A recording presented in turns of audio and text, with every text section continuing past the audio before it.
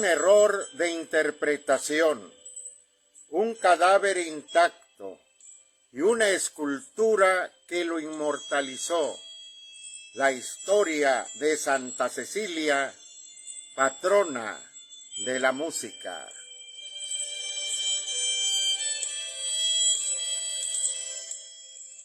Amigas y amigos, cada 22 de noviembre, orquestas, coros y solistas rinden homenaje a esa joven romana a la que su patronazgo, nacido de una equivocación, transformó en ícono la vida, el martirio y la trascendencia de una figura que no dejó que el ruido del mundo apagara su música interior.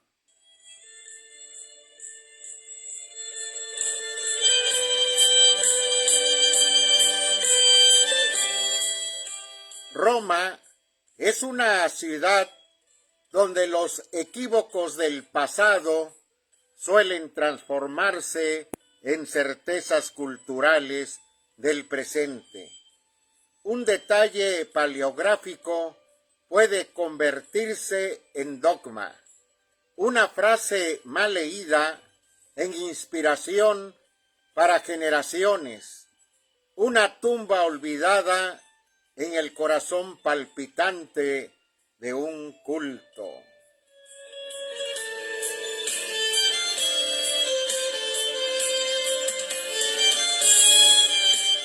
La historia de Santa Cecilia, cuya fiesta es hoy, 22 de noviembre, esa joven romana que la tradición cristiana adoptó como patrona de los músicos, es quizá uno de los casos más fascinantes de cómo las capas de sentido, los malentendidos, piadosos y los hallazgos arqueológicos pueden moldear una devoción que atraviesa siglos.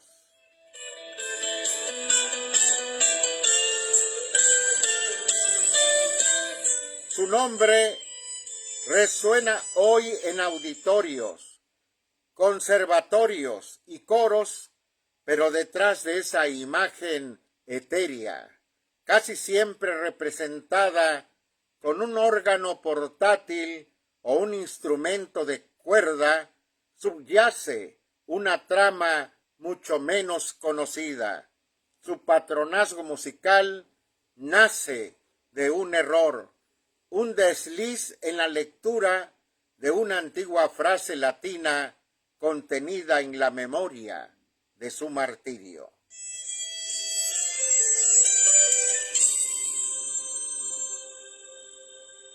La historia continúa en Roma, en el barrio de Trastevere, donde la tradición sitúa el lugar de su casa y el escenario de su muerte, y donde siglos más tarde sería hallado su cuerpo incorrupto. Y a ese hallazgo se sumaría la mano de un escultor genial, Stefano Maderno, que inmortalizó en mármol la posición exacta en la que fue encontrada la mártir, una obra que conmocionó a la Roma barroca y que todavía hoy deja a los visitantes sin palabras.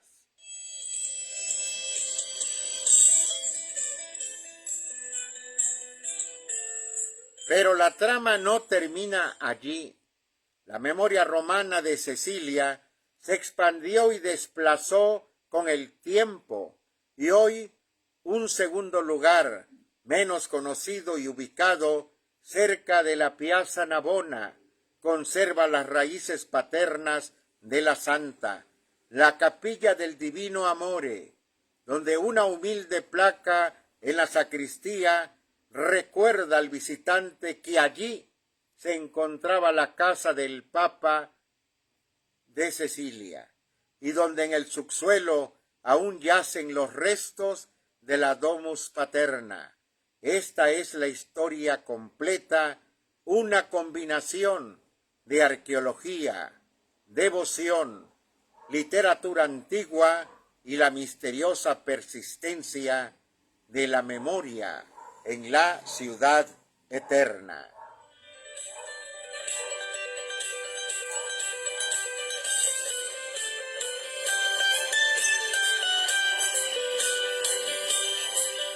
La tradición sostiene que Cecilia pertenecía a una noble familia romana del siglo III y que, obligada a casarse con un joven pagano llamado Valeriano, consagró su virginidad a Dios. Sin embargo, el elemento que la catapultó a la posteridad como patrona de la música aparece solo en la lectura medieval de una frase ambigua: cantantibus organis Cecilia Virgo incorde soli domino decantabat. La traducción correcta sería: mientras sonaban los órganos de agua y la Virgen Cecilia cantaba en su corazón al solo Señor. Los órganos a los que se refiere el texto no eran instrumentos musicales como lo imaginamos hoy, sino máquinas hidráulicas romanas utilizadas en celebraciones públicas o en ambientes cortesanos. Todo indica que el texto original quiso sugerir que en medio del bullicio mundano, quizás durante el banquete nupcial, Cecilia elevaba un canto interior a Dios.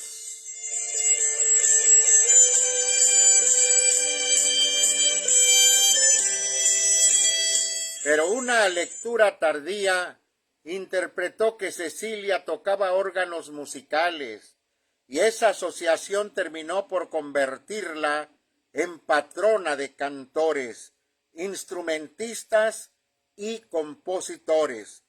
Fue un malentendido que se hizo tradición y la tradición con el tiempo se volvió identidad.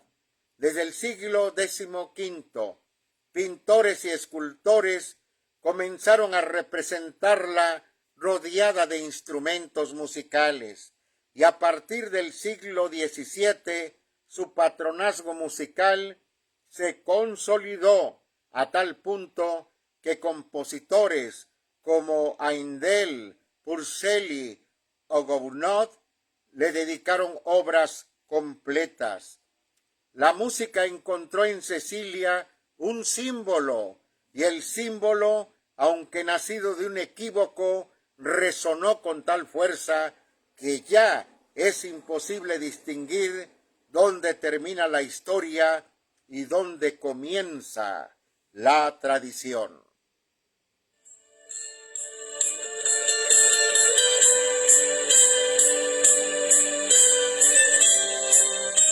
Para entender a Santa Cecilia hay que caminar las calles de Trastevere, ese barrio que sigue siendo una mezcla de la antigua autenticidad romana y la vitalidad contemporánea. Allí la basílica que lleva su nombre se levanta sobre lo que la tradición identifica como su casa y el lugar de su martirio. La iglesia actual es el resultado de siglos de reconstrucciones, pero el elemento fundamental permanece. El sitio coincide con un antiguo complejo doméstico romano que la arqueología identifica como la domus de la familia de Cecilia. La tradición sostiene que aquí la joven noble vivió, fue interrogada por las autoridades romanas y finalmente ejecutada. Su martirio, según los relatos, fue particularmente cruel. Primero intentaron asfixiarla en los baños de su propia casa. Luego, al no lograrlo, un verdugo la decapitó con 3 golpes fallidos que la dejaron agonizando durante 3 días. La basílica, con su campanario medieval y su apacible claustro, contrasta fuertemente con la violencia del relato bajo el altar mayor. Un acceso conduce a los restos arqueológicos, muros romanos, pasadizos, depósitos de agua y mosaicos que sugieren una casa amplia y acomodada. Allí, según la tradición, Cecilia vivió su fe y encontró la muerte, pero la historia de este lugar quedó marcada para siempre por un hecho específico ocurrido en 1599, el hallazgo de su cuerpo incorrupto.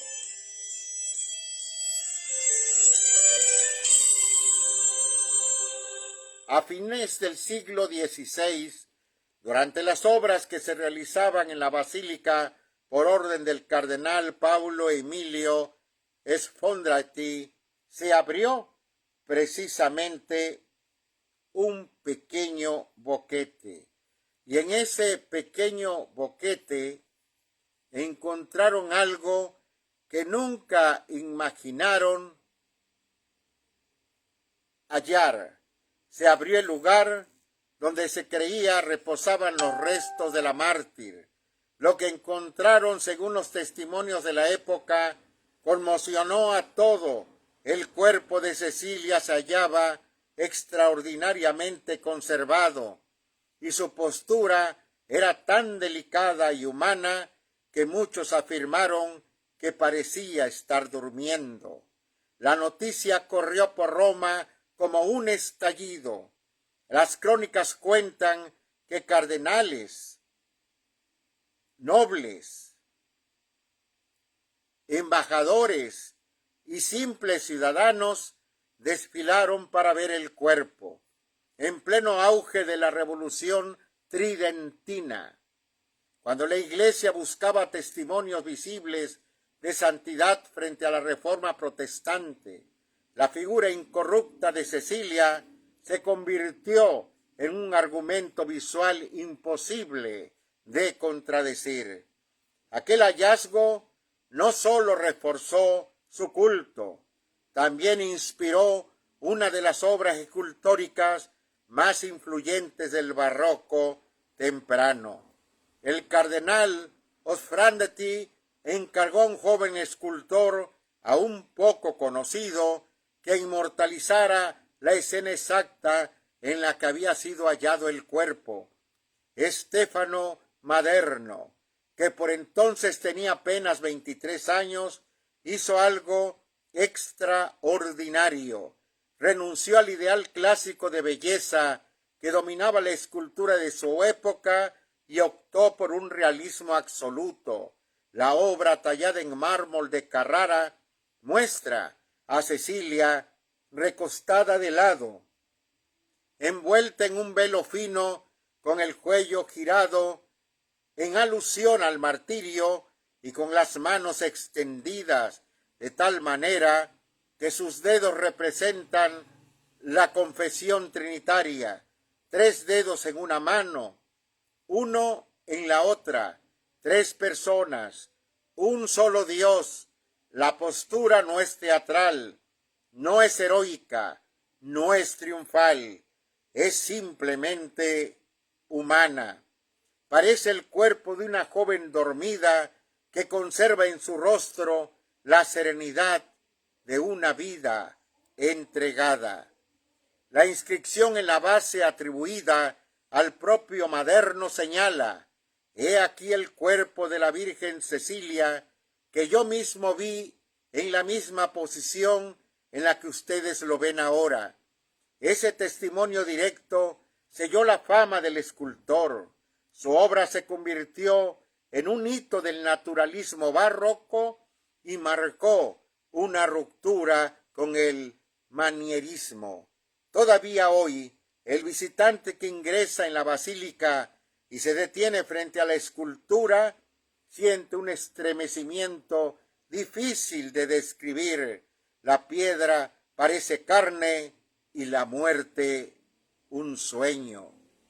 Las fuentes antiguas mencionan que Cecilia pertenecía a una familia de rango senatorial y que su padre, un aristócrata romano, era conocido por su generosidad hacia los cristianos. Aquella casa cercana al estadio de Domiciano habría sido su residencia familiar antes de que Cecilia se trasladara a vivir a la casa donde luego sería martirizada en el Trastevere. El visitante moderno que desciende al subsuelo del Divino Amore puede recorrer muros de ladrillo, habitaciones pavimentadas y restos de frescos que hablan de una residencia acomodada. No hay elementos definitivos que permitan una identificación arqueológica absoluta. Muy pocas domus romanas pueden ser asociadas con nombres concretos, pero la continuidad de la tradición, reforzada por siglos de memoria cristiana, mantiene viva la vinculación con Cecilia.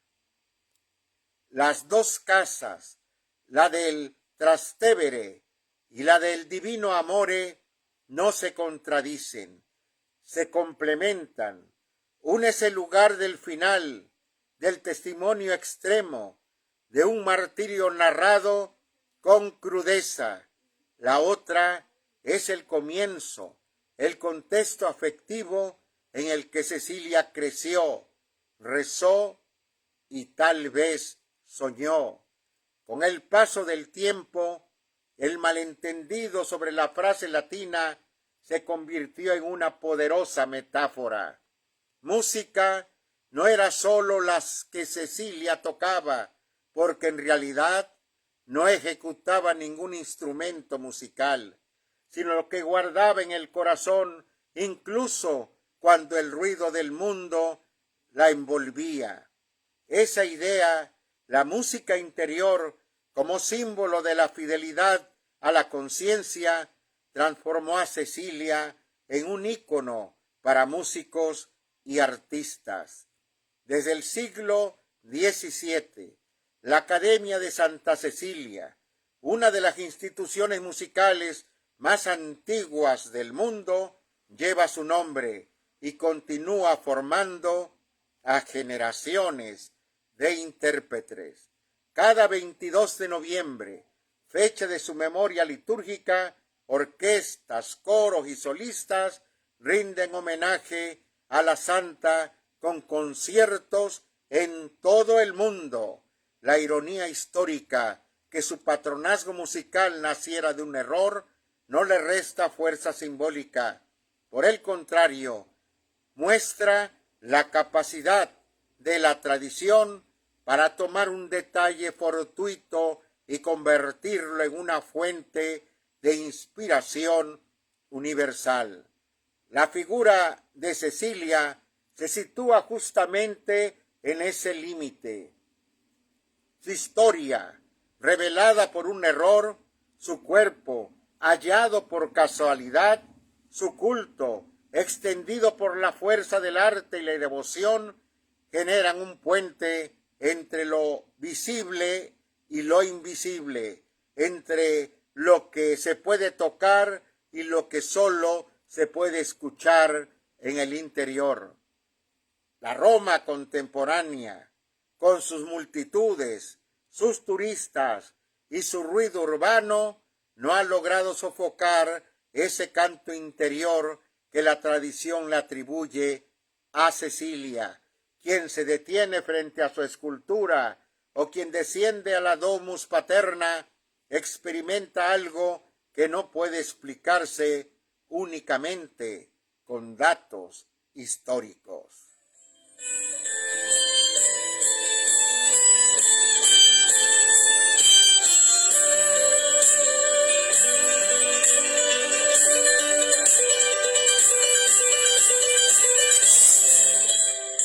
Cecilia sigue cantando y Roma y el mundo la siguen escuchando, aun cuando los ruidos externos intentan imponerse.